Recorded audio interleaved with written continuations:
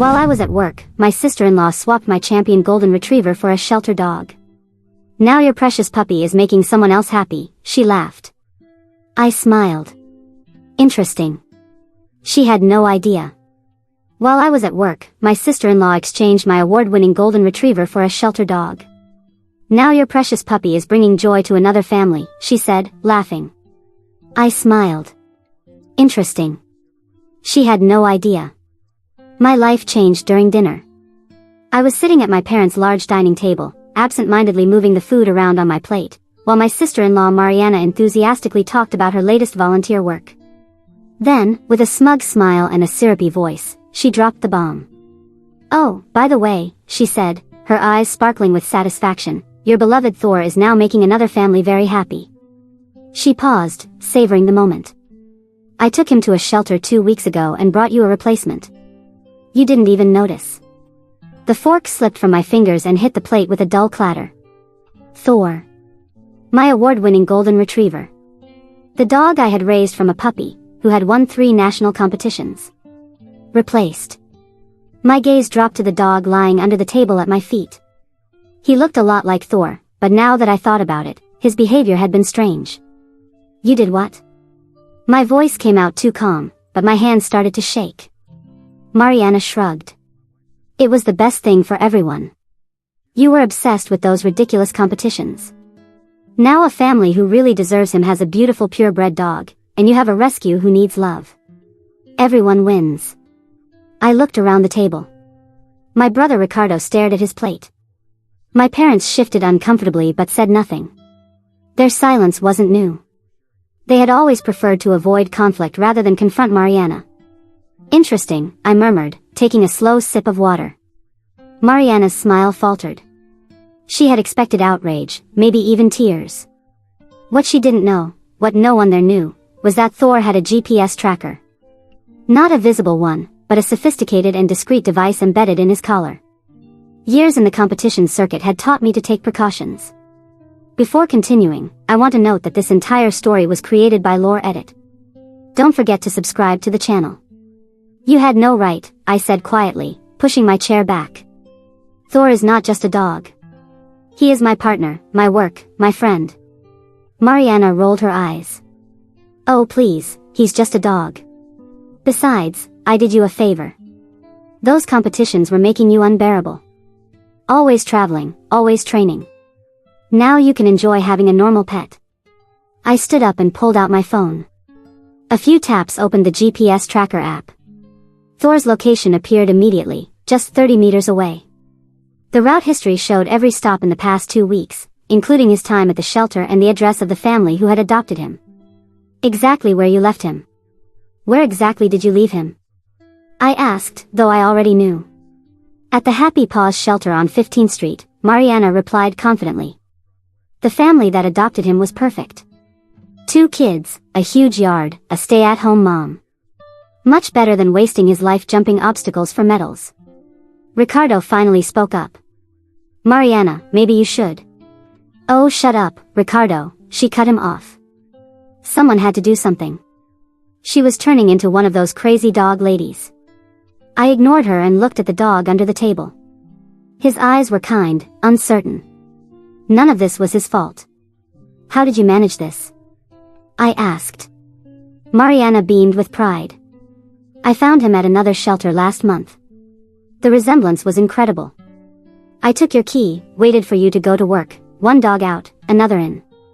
You were so focused on your things you didn't even notice. The way she so casually admitted to entering my house and stealing my dog made my blood boil. But I kept my expression neutral. And Thor just went with you? Well, at first he resisted, she admitted, but some treats did the trick. He's probably enjoying life as a normal dog instead of being your competition toy. I grabbed my things, including the imposter's leash. I'm leaving. I turned to Mariana. You should have thought this through. She laughed. Thought about what? It's done. What are you going to do about it? I didn't answer. I didn't need to. The drive home was tense. The substitute dog, whom I decided to call Bruno, sat silently in the back seat. The first thing I would do in the morning was check if he had a microchip and trace his original shelter. He deserved a real home, not to be part of Mariana's sick game. As soon as I got home, I called my friend Patricia. She is a dog show judge and an animal rights attorney. She did what? Patricia's voice practically exploded through the phone. I have proof, I replied, showing the GPS data. Every location, every stop. And Mariana admitted at dinner that she stole my house key to do it. Patricia was already taking action. This is theft. Plain and simple. And since Thor has records and titles, it's a felony in several states. We'll get him back. And Mariana is going to regret messing with your dog. As I was getting ready for bed, my phone buzzed with a message from Mariana. You're awfully quiet. Finally realized I did you a favor? I didn't reply. I let her think she had one. The next day would be full of surprises. Bruno whimpered softly from Thor's bed. I patted the space beside me. He hesitated, then climbed up and curled next to me. Don't worry, boy, I murmured, scratching behind his ear. Let's fix this, for you and for Thor. The next morning began with a flood of calls. Patricia had already contacted the Happy Paws shelter and organized the next steps. They are horrified, she told me. Mariana pretended to be your authorized representative and claimed you were devastated by a family loss and couldn't take Thor to the shelter. She even forged your signature. I clenched my jaw as I updated the GPS tracker. Thor was still at the same address in Villa Verde. We need the police. I already handled it, Patricia said. I filed reports for theft and forgery. Given Thor's value as a competition and registered breeding dog, the police are taking it very seriously. The officers will meet us at the house. While waiting for Patricia, I decided to investigate Bruno's past. His tag led me to the Friends of Good shelter. A call confirmed my suspicions. Yes, we remember him, the manager said. He was adopted 3 weeks ago by a woman named Mariana Souza. She specifically requested a good-looking golden retriever for shows. Something's wrong, I replied, explaining the situation. The manager was outraged. That violates our adoption contract. We need him returned, unless you want to formally adopt him. I looked at Bruno, who was watching me with quiet trust. First, I'll get my dog back. Then we'll talk. Patricia arrived with Juan, a trainer who had worked with Thor in competitions. I thought we might need reinforcements, she said. The drive to Villa Verde was tense. When we arrived, a patrol car was already waiting. The house looked normal, with toys scattered across the lawn, definitely not a villain's lair. It was an ordinary house with a well-kept yard and toys lying around on the grass. The grass was freshly cut, a wooden swing was gently swaying in the wind, and a family car was parked in the driveway. Everything seemed too peaceful for someone who had unknowingly received a stolen dog. I got out of the car and took a deep breath. My heart was pounding, but my face showed no emotion. Beside me, Patricia was reviewing some documents while the police officers approached the door. Juan, the trainer, held Bruno's leash. Bruno watched us silently. He didn't understand what was happening, but his eyes reflected the same uncertainty I felt. One of the officers knocked on the door. A few seconds later, a blonde woman with a tired expression appeared. She frowned upon seeing the police and opened the door just enough to look at us. Good morning, ma'am, one of the officers said. We've received a report about a dog your family recently adopted. May we speak? She blinked several times, clearly confused. A dog? What are you talking about? That was when I heard it, a muffled bark from inside the house. It was Thor.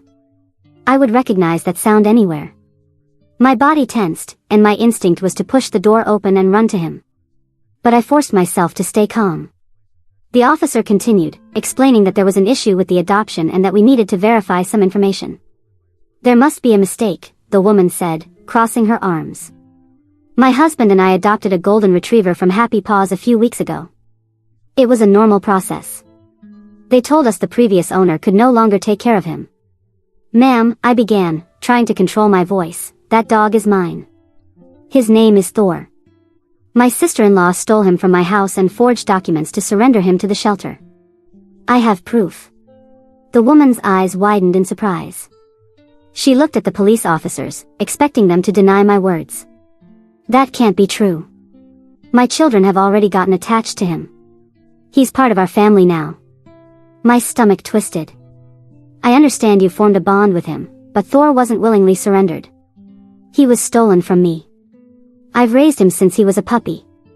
He has won competition titles, and more than anything, he's my dog. The woman's husband appeared behind her, frowning. He was a tall man with a stern expression. What's going on here? He asked, assessing the situation. The wife turned to him. They're saying Thor was stolen before being taken to the shelter.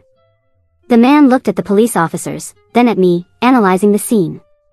Then, before anyone could say anything else, we heard paws running inside the house.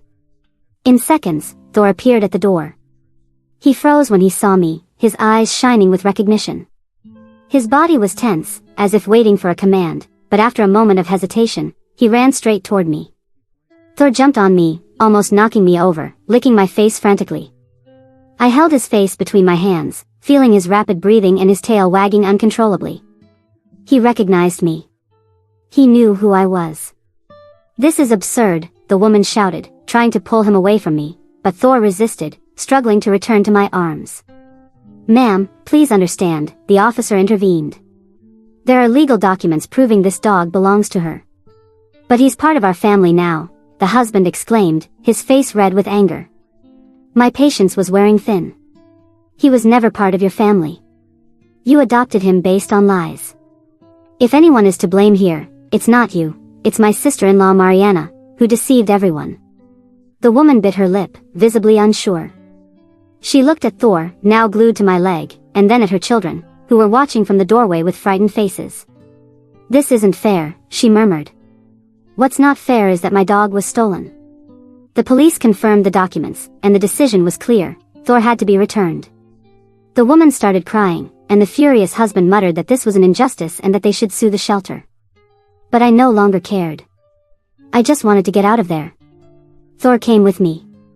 When we got into the car, he rested his head on my lap and let out a deep sigh.